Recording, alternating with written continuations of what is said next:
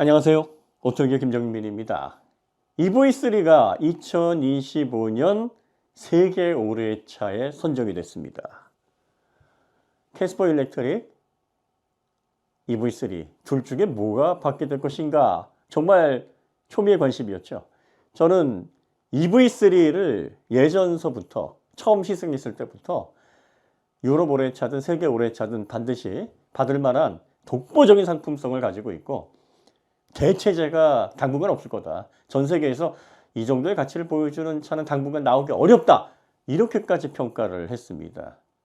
영상 그 부분만 보시면 많은 분들이 야 이게 그 정도로 대단하다고 뭐 거하게 받았나 뭐 이렇게 얘기하셨을 정도로 말이죠.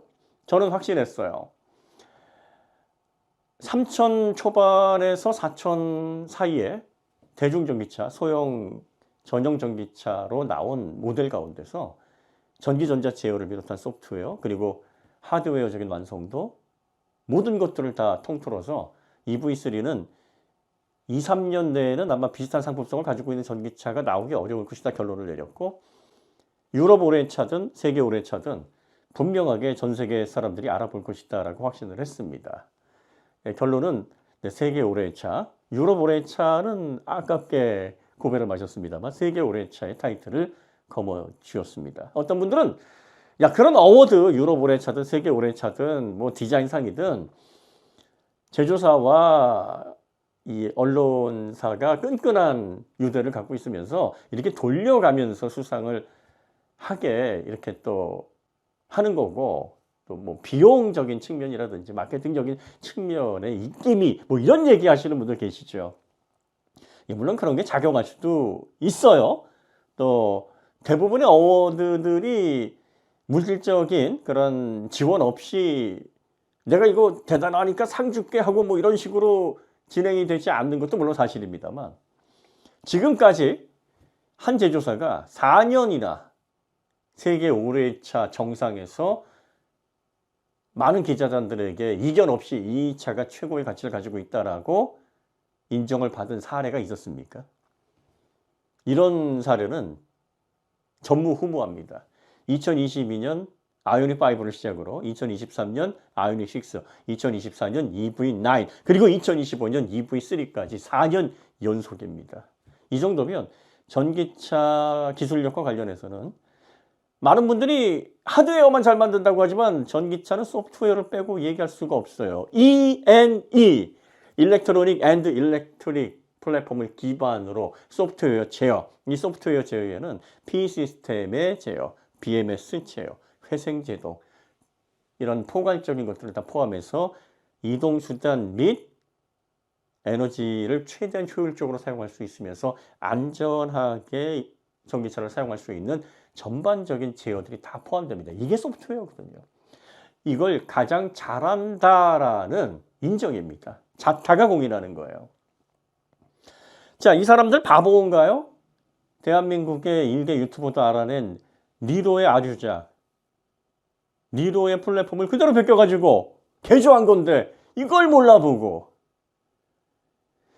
작년에 이 플랫폼 관련해서 내연차의 기준만 가지고 있으면서 서브프레임이라든지 뭐 차대 일부 특징들이라든지 뭐 배터리에 관통 볼트 몇 개 이걸 가지고 플랫폼을 평가하려는 분들이 상당히 혼란을 많이 겪으셨습니다.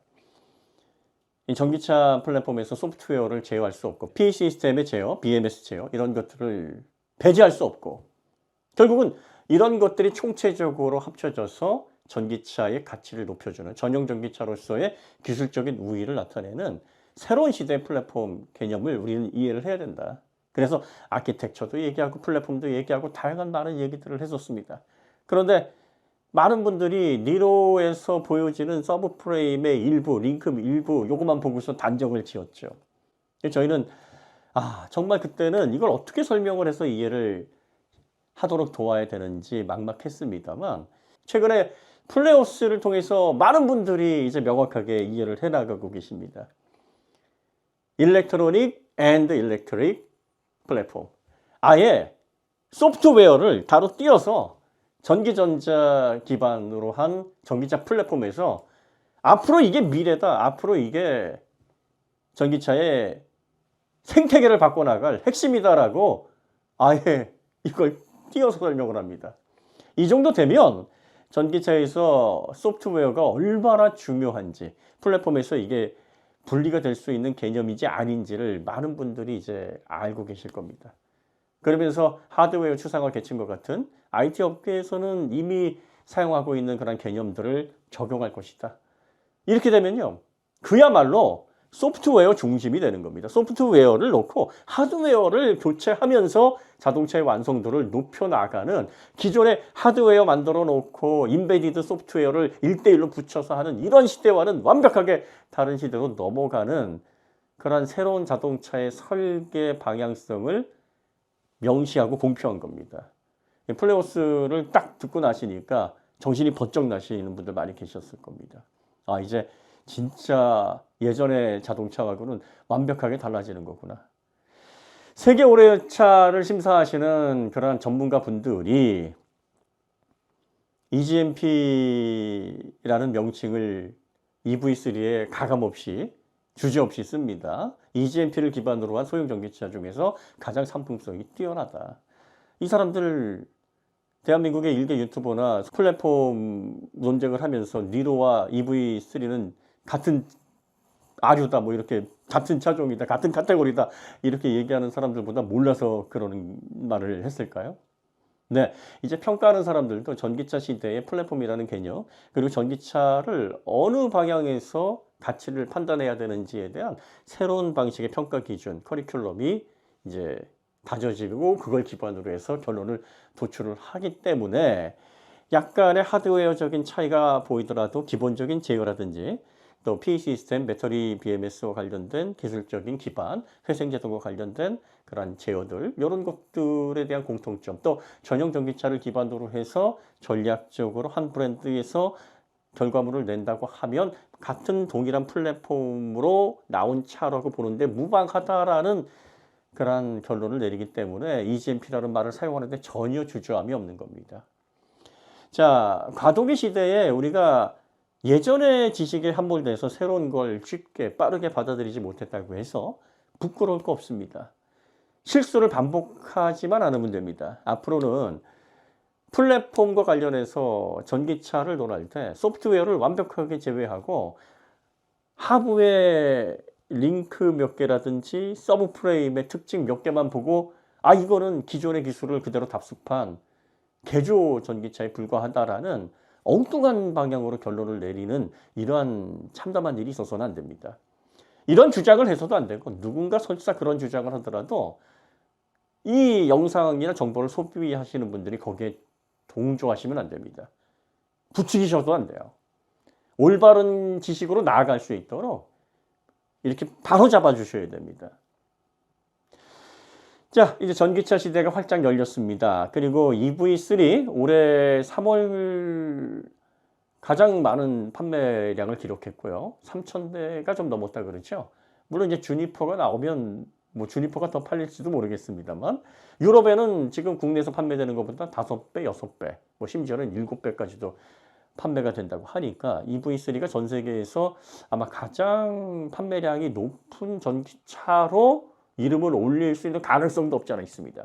캐스퍼 일렉트릭도 어마어마합니다. 그래서 제가 캐스퍼 일렉트릭을 보면서 뭐라고 얘기를 했냐면 내연차가 또 내연차를 기반으로 그걸 단순히 수정하면서 소프트웨어의 방향성을 제대로 못 잡는 그런 전기차를 만드는 제조사들에게는 남은 시간이 얼마 안 된다. 이제 캐스퍼 일렉트릭 이게 마지막 경고일 수 있다. 이걸 넘어서지 못하면 정말 앞으로 어려워질 것이다. 그만큼 캐스퍼 일렉트릭은 전기차의 상품성과 그 제조사의 수준을 가늠하는 리트머스와 같이 매우 상징성 있는 아주 가성비가 뛰어난 전기차로 평가를 받을 것이다. 이렇게 말씀을 드렸고요. EV3는 아예 단정을 했어요. 당분간 2, 3년 동안 전 세계에서 이 EV3의 상품성을 능가하는 모델이 나오기가 어렵다. 나올 수 없다. 한 2, 3년간은 아마 EV3의 상품성과 관련해서는 같은 카테고리 내에서 독보적인 위치를 점유할 것이다. 이렇게까지 단정을 했습니다. 자, 새로운 걸 우리가 하나씩 깨우쳐 나갈 때마다 지식이 확장되고 그리고 과거에 잘못 알았던 그런 오류들을 보정을 하기만 하면 됩니다. 같은 실수를 반복하는 게 문제지 몰라서 잘못 주장을 했거나 그걸 통해서 소모적인 논쟁을 했거나 이런 게 사실은 부끄러운 건 아닙니다. 그걸 계속 고집스럽게 바꾸지 않고 잘못을 계속 반복하는 이게 부끄러운 거죠. 그래서 EV3 세계 5회차 그리고 또 플랫폼 논쟁 지난 10월에 있었던 니로와 관련된 논쟁은 이제 여러분들이 깨끗하게 잊으십시오. 그리고 플레오스에서 보여준 이 플레오스 전략은 저희가 3번에 걸쳐서 자세하게 설명드렸듯이 이제 내연차에서도 전기차 전략으로 넘어가면서 통합 OS로 플레오스와 비슷한 생태계를 조성하기 위한 그리고 하드웨어만 변경하면 소프트웨어를 통합 OS 상에서 계속 이용하면서 빠르게 기능을 계속 향상시킬 수 있는 소프트웨어 전략 또 이걸 기반으로 한 일렉트로닉 앤 일렉트릭 플랫폼 전략에 따른 전기차의 결과물들이 이제 하나 둘씩 나타나게 될 겁니다. 그 중심에서 현대기아가 가장 빠르게 치고 나가고 있다는 건 정말 고무스러운 일이고 그리고 또 우리가 이제 르망 내구레이스 차 발표가 됐어요. 그리고 또 오프로드를 또 고급스럽게 우아하게 달릴 수 있는 그러한 새로운 콘셉트카도 발표가 됐습니다. 이런 것들은 이제 별도의 영상을 통해서 이런 것들이 어떤 가치를 담고 있는지는 또 풀어드리도록 하겠습니다. 어쨌든 EV3 2025년 세계 5회차 선정이 됐고 4년 연속으로 현대기아가 세계 5회차에 선정이 된 만큼 이쯤 되면 대한민국의 전기차 현대기아가 만들어내는 EGMP 기반의 전용 전기차의 가치가 전 세계적으로 대단히 높은 평가를 받고 있구나. 이 정도 인정은 좀 하는 것이 맞지 않나? 그런 생각이 좀 듭니다. 자, 오늘 이야기 여기서 마치도록 하고요. 다음에 더 좋은 콘텐츠로 찾아뵙겠습니다. 감사합니다.